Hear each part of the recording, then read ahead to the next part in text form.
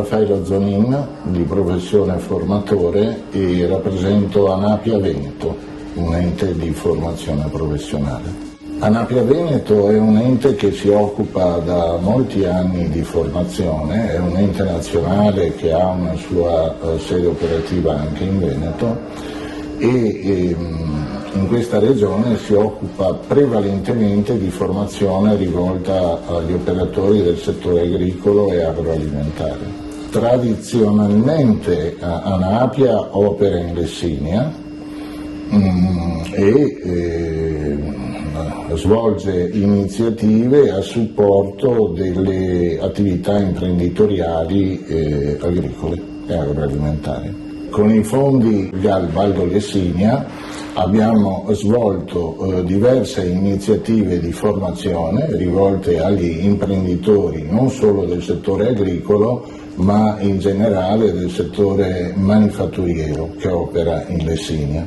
Sono iniziative di formazione a sostegno delle competenze imprenditoriali con particolare riferimento a 3 aree: le nuove tecnologie, in particolare quelle applicate alla gestione aziendale e all'e-commerce, le competenze trasversali, quindi quelle che hanno a che vedere con la gestione delle risorse umane che operano all'interno delle aziende e anche le relazioni con il territorio e con i clienti, e la terza tipologia di competenze riguarda lo sviluppo di un'attività produttiva rispettosa dell'ambiente, quindi riguarda la sostenibilità ambientale delle attività produttive.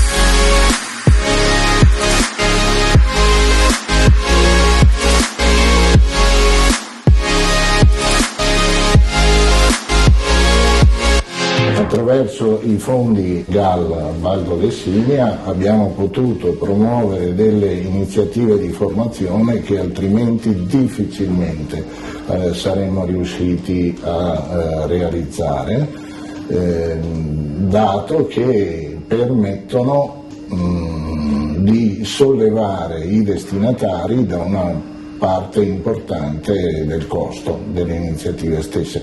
Nel caso degli agricoltori al 100%, nel caso delle piccole e medie imprese di altri settori al 60%. Quindi attraverso il sostegno di questi finanziamenti il reperimento dei partecipanti, delle aziende interessate, diventa più agevole, più facile. Il GAL Valdo Lessinia nella gestione di queste attività ha dimostrato una grande disponibilità a comprendere e ad assecondare esigenze organizzative che anche in relazione agli eventi legati al Covid ci hanno portato a dover slittare delle date di realizzazione. Da parte del GAL abbiamo trovato piena disponibilità ad assecondare queste esigenze.